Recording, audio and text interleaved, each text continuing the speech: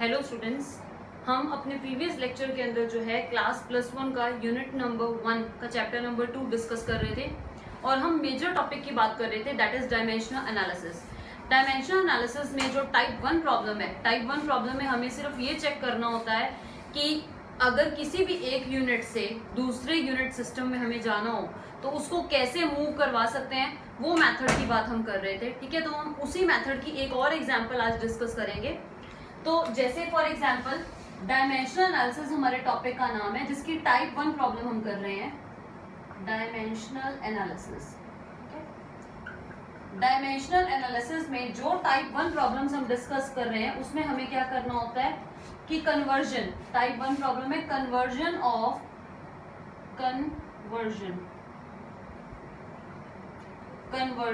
Conversion means यहाँ पे हमने ये करना है कि एक सिस्टम ऑफ यूनिट से दूसरे सिस्टम ऑफ यूनिट्स में कैसे मूव किया जाए। यानी एक सिस्टम ऑफ यूनिट, जैसे मान लो 1 मीटर है, यानी मेरे पास 1 मीटर मींस ऐसा यूनिट में मैं हूँ। अब मुझे मीटर को सेंटीमीटर में कन्वर्ट करना है। अब मुझे पता है कि 1 मीटर जो होता है वो 100 सेंटीमीटर के बराबर होता है। यानी बेसिकली अगर मैं आपको एग्जाम्पल समझाऊं तो 1 मीटर को हम किसके बराबर लिखते हैं, 100 सेंटीमीटर।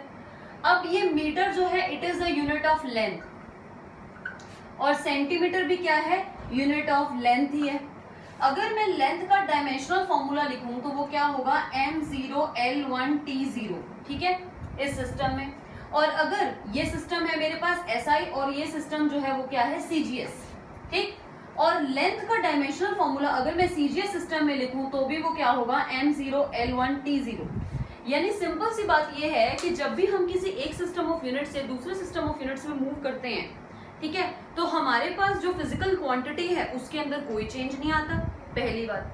दूसरी बात, जो भी फिजिकल क्वांटिटी जिसके बारे में भी आप बात कर रहे हैं, जैसे कि यहाँ पे मेरी फिजिकल क्वांटिटी क्या है, length, this length is my physical quantity. तो SI सिस्टम के अंदर भी मेरे पास जो फिजिकल क्वांटिटी है वो लेंथ ही है, और CGS सिस्टम में भी मेरे पास जो फिजिकल क्वांटिटी है वो क्या है, लेंथ।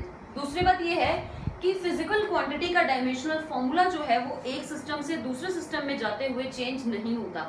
लेंथ का जो डायमेंशनल फॉर्मूला है m0l1t0 वो इस सिस्टम ऑफ यूनिट्स में भी वही है, और जब हम CGS सिस्टम में चले गए तो भी आपके पास डायमेंशनल फॉर्मूला क्या है, सेम ही है। सिर्फ फर्क किस में पड़ा है, इस क्वांटिटी में, 1। यानी SI सिस्टम के अंदर जो N1 की वैल्यू है, N1 means which is representing the number कि कितना क्वांटिटी है, तो N1 की वैल्यू SI सिस्टम में 1 है। जब आप SI से CGS सिस्टम में चले गए तो आपके पास N1 की जगह क्या आ जाएगा, नया नंबर N2, और जिसकी वैल्यू क्या है, 100। इसका मतलब सिंपल सी बात यही है, सिर्फ जो हमें समझने की जरूरत है कि कोई भी फिजिकल क्वांटिटी जब एक सिस्टम ऑफ यूनिट्स से दूसरे सिस्टम ऑफ यूनिट्स में मूव करती है तो उसका डायमेंशनल फॉर्मूले में कोई भी चेंज नहीं आता। उसके यूनिट्स के नोटेशंस बदलते हैं लेकिन डायमेंशनल फॉर्मूला सेम रहता है, लेकिन नंबर चेंज होता है। यानी अगर किसी भी फिजिकल क्वांटिटी x को अगर आप रिप्रेजेंट करोगे तो उसको कैसे लिखोगे, n means number multiplied bye u, जहाँ पे u का मतलब क्या है, यूनिट है, और n का मतलब क्या है, कोई भी न्यूमेरिकल नंबर। किसी भी सिस्टम में लिखोगे तो आपको लिखना तो ऐसे ही पड़ेगा, x is equal to NU। पहले सिस्टम में लिखोगे तो फंडामेंटल फिजिकल क्वांटिटी यानी x which is equal to number N1 multiplied by its unit u, और जब दूसरे सिस्टम में लिखोगे तो इक्वेशन बनेगी x is equal to number change होना है N2 मल्टीप्लाइड बाय u। बस ये दो इक्वेशंस हमें दोनों सिस्टम्स में क्रिएट करनी होती हैं, और फिर इन दोनों को हम क्या कर देते हैं, कंपेयर। ये बात हम अपने पिछले लेक्चर के अंदर भी कर चुके थे, लेकिन मैं इसलिए दोबारा फिर बता रही हूँ कि अगर किसी को भी प्रॉब्लम आई हो समझने में तो दोबारा उसको थोड़ा सा रिपीट हो जाए। अब हम एक क्वेश्चन करते हैं जिसके बेसिस पे हमें इजीली समझ में आ जाएगा कि कैसे हमें एक सिस्टम ऑफ यूनिट से दूसरे सिस्टम ऑफ यूनिट्स में जाना होता है। फिजिकल क्वांटिटी आपकी जो है वो क्या रहती है, एग्जैक्टली सेम रहती है।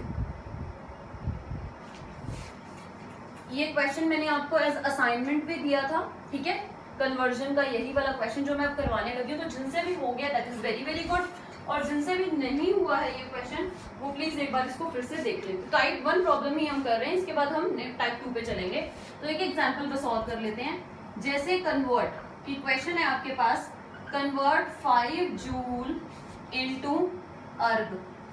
अब 5 जूल को अर्ग में कन्वर्ट करना है। अब सिंपल सी बात है, जूल, सबसे पहले हमें ये पता होना चाहिए कि हम किस सिस्टम के अंदर काम कर रहे हैं, ठीक है। तो जूल जो है वो SI सिस्टम का यूनिट है, और किस क्वांटिटी का यूनिट है, मतलब किस फिजिकल क्वांटिटी का यूनिट है, तो जूल इज ऐसे यूनिट ऑफ एनर्जी, ठीक है। तो सबसे पहले हमने लिखना है, ठीक है, सबसे पहले हम लिखेंगे joule is the SI unit of energy. ठीक है, अब हमें एनर्जी का डायमेंशनल फॉर्मूला चाहिए। तो एनर्जी का कोई भी एक्सप्रेशन आप याद कर लो, जैसे काइनेटिक एनर्जी का एक्सप्रेशन मान लो आपको याद है, काइनेटिक एनर्जी का एक्सप्रेशन क्या होता है, हाफ mv²। इसी से हम फॉर्मूला बना सकते हैं। तो काइनेटिक एनर्जी का मैंने लिखा हाफ mv², रफ में लिख लो चाहे फेयर में कर लो, तो कोई फर्क नहीं पड़ता। हाफ, जो हाफ है it is a dimensionless constant, इसके लिए कोई mlt नहीं आएगा। m मींस मास, मास के लिए m आ गया।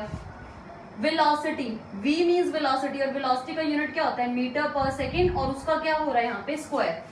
मीटर मींस लेंथ, तो लेंथ की पावर क्या होनी है, 2, तो L2, और टाइम, टाइम की पावर भी 2, लेकिन डिनोमिनेटर में, तो न्यूमिनेटर में जाएगा तो t की पावर -2। यानी किसी भी फिजिकल क्वांटिटी का डायमेंशनल फॉर्मूला आप उसके फॉर्मूला से बना सकते हैं। तो जैसे मैंने फॉर्मूला लिखा है यहाँ पे, और फॉर्मूला से मैंने क्या क्रिएट कर दिया, उसका डायमेंशनल फॉर्मूला, या ऐसा यूनिट से बना लो, या फिर क्या करो आप फॉर्मूला से बना लो, जो मर्जी मेथड आपको इजी लगता है वो।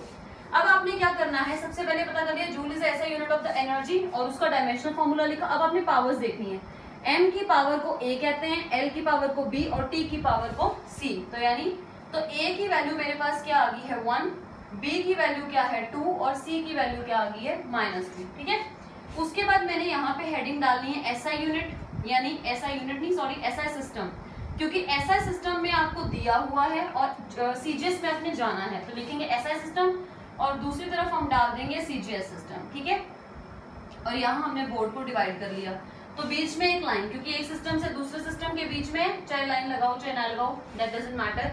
ठीक है, अब SI सिस्टम में अब आपने क्या लिखना है, फिर M1 L1 T1, एक ये लिखना है M1 L1 और T1, और साथ में नीचे N1, नंबर कितना दिया दैट इज N1। और CGS में आप क्या लिखोगे, M2 L2 T2, और साथ में नंबर की जगह N2। अब देखो क्या करेंगे, M1 की जगह पे आप क्या लिखेंगे, अब M1 मतलब पहले सिस्टम में मास की वैल्यू, ऐसा सिस्टम में मास का जो यूनिट है दैट इज 1 kg। लेंथ के लिए क्या यूज करते हैं 1 मीटर, और टाइम के लिए क्या यूज करते हैं 1 सेकेंड। और N1 आपको दिया है, N1 मींस 5 जूल, 5 जूल को अर्थ में लेके जाना है ना, तो N1 की जगह आप क्या डाल देंगे 5। Now next is M2 L2 and T2। तो M2 की जगह पे CGS सिस्टम में जो यूनिट होता है दैट इज ग्राम, तो लिखेंगे 1 ग्राम।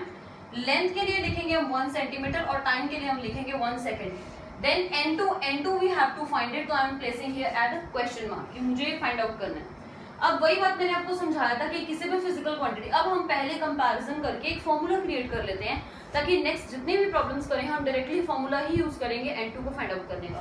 तो पहले अगर मैं इस सिस्टम में लिखूं, तो physical quantity x that will be equal to N1 multiplied with M1 की पावर a, L1 की पावर b, और T1 की पावर c। इस सिस्टम में लिखूं तो मेरे पास फिजिकल क्वांटिटी x क्या है मेरे पास, एनर्जी। तो energy is equal to number multiplied by its dimensional formula. अब x वही फिजिकल क्वांटिटी, इस सिस्टम में क्या होगा, मैंने आपको बताया था कि सिर्फ N1 की जगह पे N2 आना है, बाकी ये जो MLT है, MLT इनकी पावर्स वही रहनी है A B C, बस यहाँ पे पैर में क्या आ जाएगा 2 2 and 2।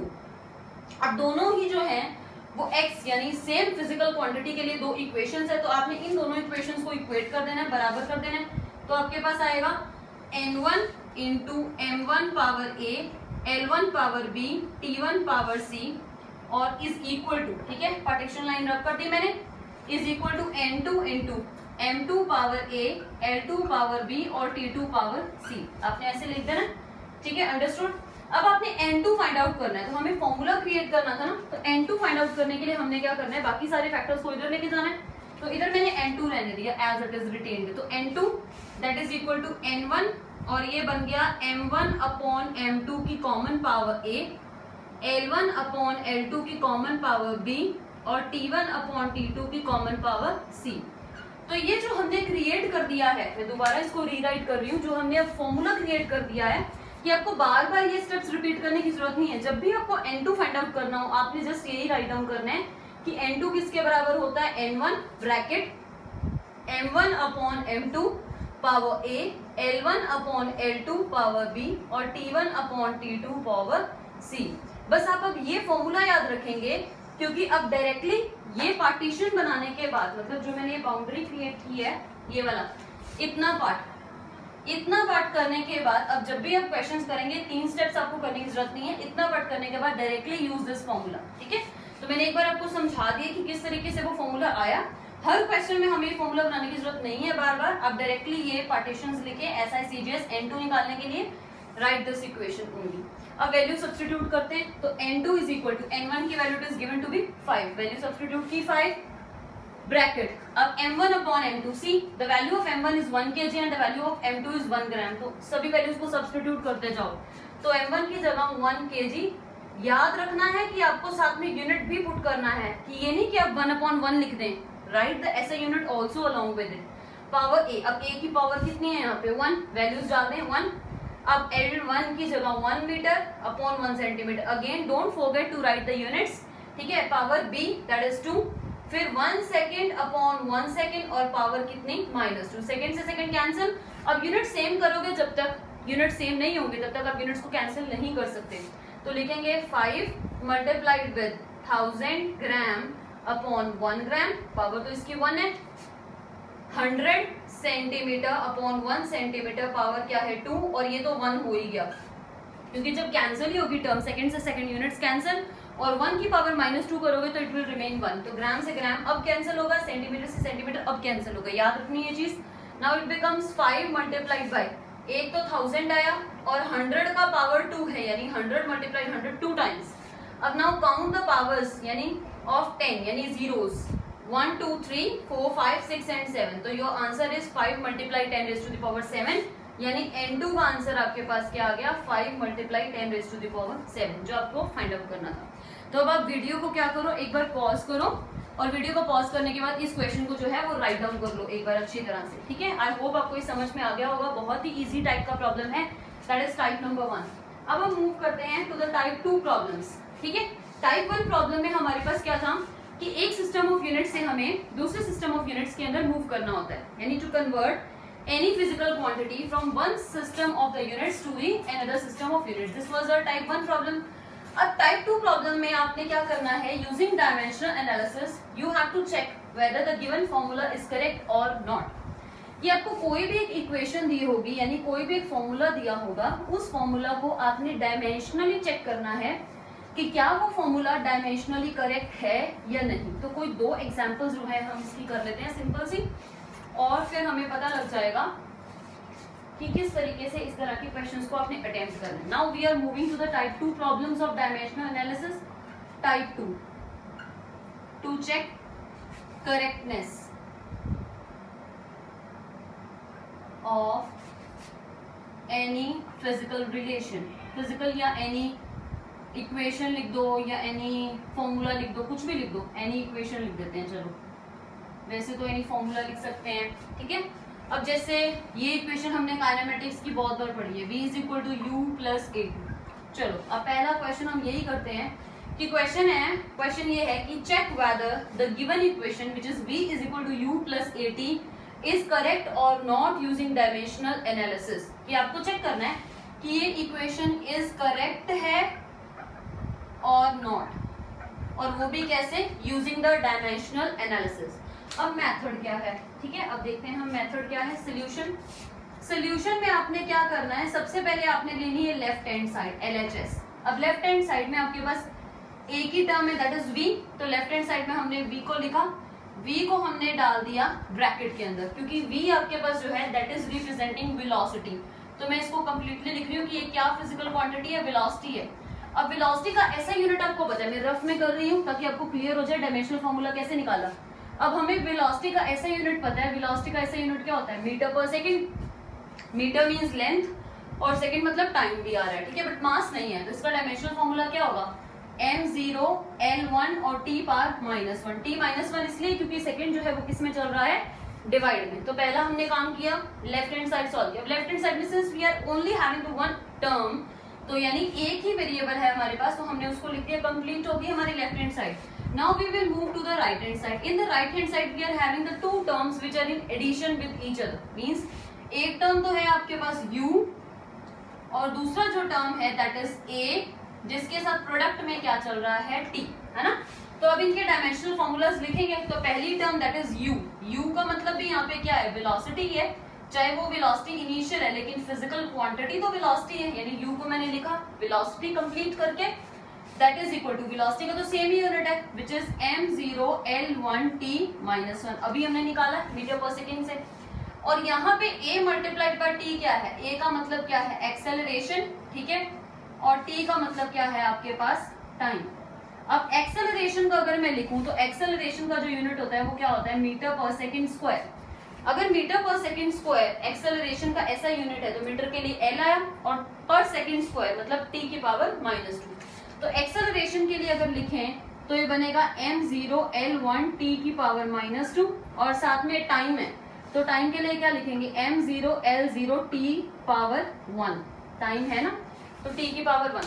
अब ये दोनों क्वांटिटीज जो हैं these two ब्रैकेट, ये दोनों चीजें आपस में प्रोडक्ट में है तो इकट्ठा कर दो तो आपके पास डायमेंशनल फॉर्मूला क्या बनेगा, m base same powers addition में, क्योंकि मल्टीप्लाई है ना m इंटू m, तो पावर्स को ऐड करें 0 + 0 यानी कि 0 हो गया, l की पावर 1 + 0 1 और t की पावर -2 + 1, तो -2 + 1 यहाँ मैं लिख देती हूँ, तो ये क्या बन गया m0 L1 t पावर -1, क्योंकि -2 + 1 इज -1। नाउ सी u का dimensional formula m0 L1 t -1 ही है और a इंटू t का डायमेंशनल फॉर्मूला भी सेम है, तो इसका मतलब देयरफॉर u को जब हमने a और t के प्रोडक्ट में ऐड किया, क्योंकि जब आप सेम यूनिट को सेम यूनिट में ऐड करोगे तो कोई फर्क नहीं पड़ना। जैसे मान लो फॉर एग्जांपल मैं आपको बोलूं 2 मीटर लेंथ में 2 मीटर लेंथ और ऐड कर दो तो आप क्या बोलोगे, टोटल लेंथ इज 4 मीटर। अब मैं आपको ये बोलूं कि 2 मीटर लेंथ में 5 लीटर ऐड कर दो, इज इट पॉसिबल? कभी भी पॉसिबल नहीं है। हम हमेशा एक टाइप की फिजिकल क्वांटिटी को दूसरे टाइप की फिजिकल क्वांटिटी में ऐड कर सकते हैं जब दोनों सेम होंगी, मतलब टाइम में से टाइम ऐड होगा, टाइम में से टाइम सब्सट्रैक्ट होगा, लेंथ में लेंथ ऐड हो सकती है, लेंथ में से लेंथ सब्सट्रैक्ट हो सकती है।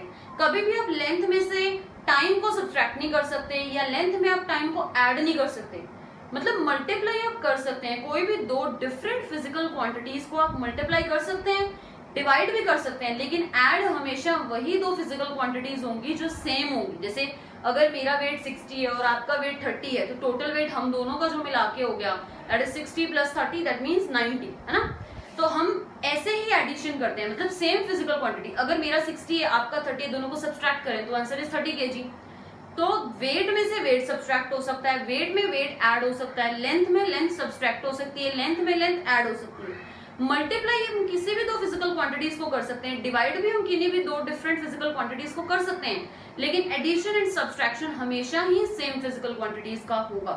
तो यानी हमने यहाँ पे ये प्रूव कर दिया कि u का डायमेंशनल फॉर्मूला भी यही है और a इंटू t का डायमेंशनल फॉर्मूला भी यही है। इसका मतलब ये दोनों फिजिकल क्वांटिटी सेम है, तो जब इन दोनों को ऐड करेंगे तो dimensional formula will remain same. वही बात होगी कि अगर आप u मींस वेलोसिटी मीटर पर सेकंड में मीटर पर सेकंड को ऐड करोगे तो आंसर मीटर पर सेकंड ही रहना ना, तो यानी डायमेंशनल फॉर्मूला आपका क्या रह जाएगा m0 L1 और t -1 सेम, ठीक है। अब देखो 2 मल्टीप्लाई ऐसा नहीं लिखना है, डायमेंशन हम सिर्फ डायमेंशंस को ऐड कर रहे हैं तो dimension will remain the same, numbers पे फर्क पड़ सकता है। अब आगे देखो, अब लेफ्ट हैंड साइड का डायमेंशन आपने निकाला वो भी यही है यानी मीटर पर सेकंड, और राइट हैंड साइड का टोटल डायमेंशन निकाला वो भी यही है यानी सेम है। तो हम क्या लिखेंगे एज लेफ्ट हैंड साइड, या ऐसे भी लिख सकते हैं कि एज डायमेंशंस ऑफ, या एज डायमेंशनल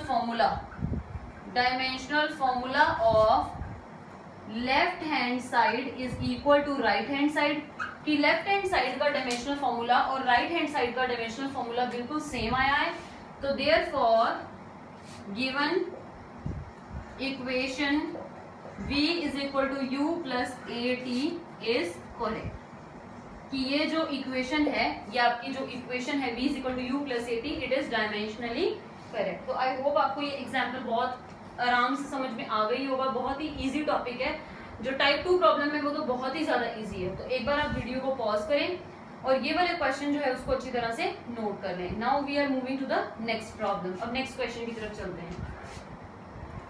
अब हमने टाइप 2 का ही एक और प्रॉब्लम डिस्कस करना है। जैसे हमने v is equal to u plus at, इसको तो प्रूव कर दिया कि हाँ जी भी ये डायमेंशनली करेक्ट है।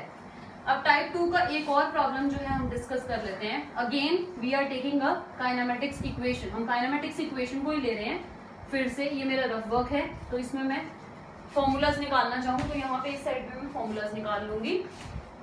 अब क्वेश्चन है कि S is equal to UT plus half AT square, इसको डायमेंशनली करेक्ट है या नहीं है चेक करना है। अब हमें पता है कि ये इक्वेशन डायमेंशनली करेक्ट है क्योंकि हम काइनेमेटिक्स में ये इक्वेशन पढ़ते आ रहे हैं। 9th क्लास में भी हमने ये इक्वेशंस पढ़ी हैं और इनकी डेरिवेशंस भी आपके सिलेबस में थी 9th की फिजिक्स के अंदर। लेकिन अब हम इसको डिस्कस करेंगे कि कैसे ये क्वेश्चन सॉल्व होगा। सबसे पहले मैंने आपको वही बताया कि डायमेंशनली करेक्ट है कि नहीं है ये चेक करना है। तो first of all right the left hand side. अब लेफ्ट हैंड साइड में सिर्फ एक ही टर्म है विच इज S, और ये S जो होता है ये S आपके पास क्या है, दैट इज डिस्टेंस। ठीक है, अब डिस्टेंस का अगर आपको यूनिट पता है तो डिस्टेंस का जो यूनिट होता है S वो किस में होता है, मीटर में। डैश मीटर, कुछ भी हो सकती है वैल्यू, 7, 8, 10, 12 कुछ भी। तो हमें तो सिर्फ डायमेंशन से मतलब है, यानी मीटर, मीटर मींस लेंथ है। तो इसका डायमेंशनल फॉर्मूला कैसे लिखोगे, M0 L1 T0, आप ऐसे लिखेंगे डायमेंशनल फॉर्मूला S का।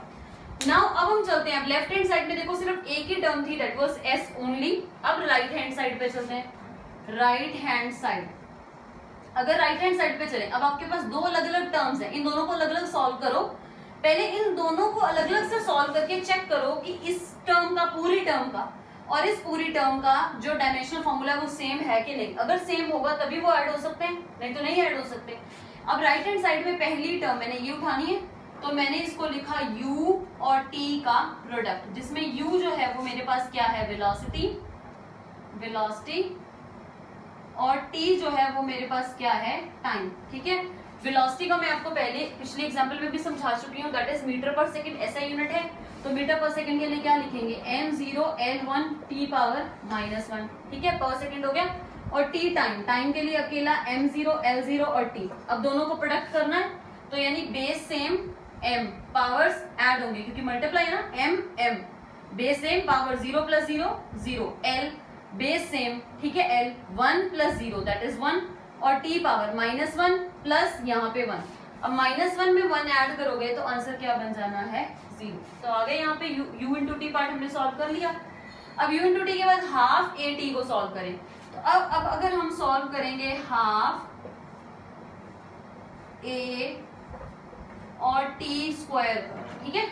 अब जो ये हाफ टर्म है, ये हाफ आपके पास क्या है, it is dimensionless constant, dimensionless constant. मैंने आपको करवाया था इसी चैप्टर के अंदर डायमेंशनलेस कांस्टेंट का मतलब जिसकी कोई डायमेंशंस नहीं होते बट वैल्यू उसकी क्या है, कांस्टेंट। तो यानी इसका तो कुछ भी नहीं आया। यानी हाफ के लिए अगर आप लिखना भी चाहें तो आप यही लिखेंगे, हाफ के लिए M0 L0 T0 अगर लिखना भी है तो right in this way, otherwise लिखने की जरूरत भी नहीं है। ए क्या है, एक्सेलरेशन, डायरेक्टली लिखें। अब एक्सेलरेशन का जो होता है वो क्या होता है, मीटर पर सेकंड स्क्वायर, यूनिट ऐसा unit.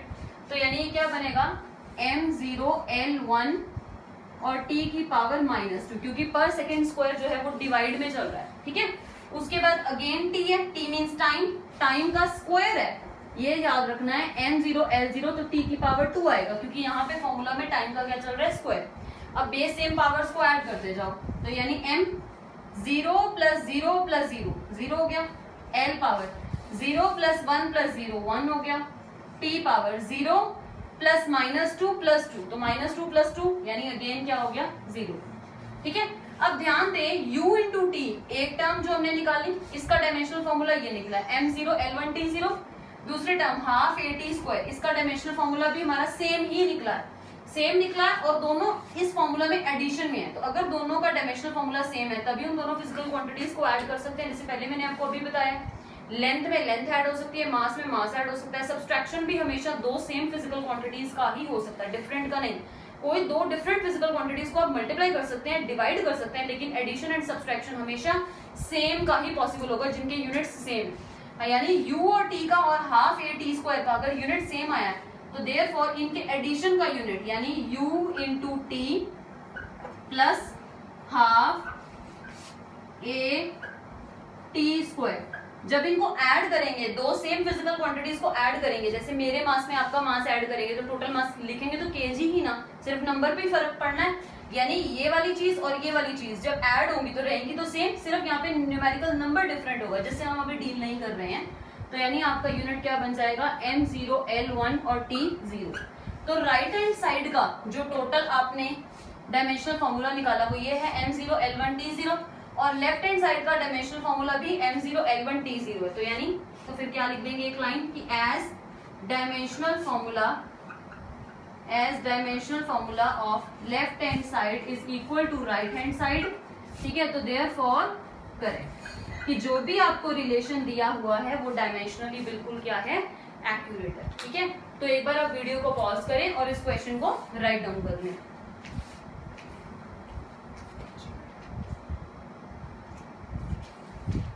Okay students, I hope that कि आपको जो है ये क्वेश्चंस अच्छी तरह से समझ में आ गए होंगे। ये दोनों ही टाइप के प्रॉब्लम्स, अब हम टाइप 1 और टाइप 2 डायमेंशनल एनालिसिस के दोनों टाइप्स हम कर चुके हैं। इन दोनों टाइप्स की एटलीस्ट जो है 3 एग्जांपल्स कम से कम आप ट्राई जरूर करें। कोई भी क्वेश्चन ले लें, बस आप उनको इसी मेथड से ट्राई करेंगे, बहुत आराम से सॉल्व होने वाले क्वेश्चन है ये। जो टाइप 3 प्रॉब्लम है वो थोड़ी सी हार्ड है टाइप 1 और टाइप 2 के कंपैरिजन में, तो उसको हम डिस्कस करेंगे इन द नेक्स्ट वीडियो। ठीक है, तो अगली वीडियो में हम सिर्फ टाइप 3 के ऊपर काम करेंगे, और टाइप 3 के अगर हम 2 क्वेश्चंस भी अच्छी तरह से समझ लेंगे तो हमें पता लग जाएगा कि किस तरीके से काम होने वाला है। तो see you in the next video. Please like, subscribe and share my channel. Thank you.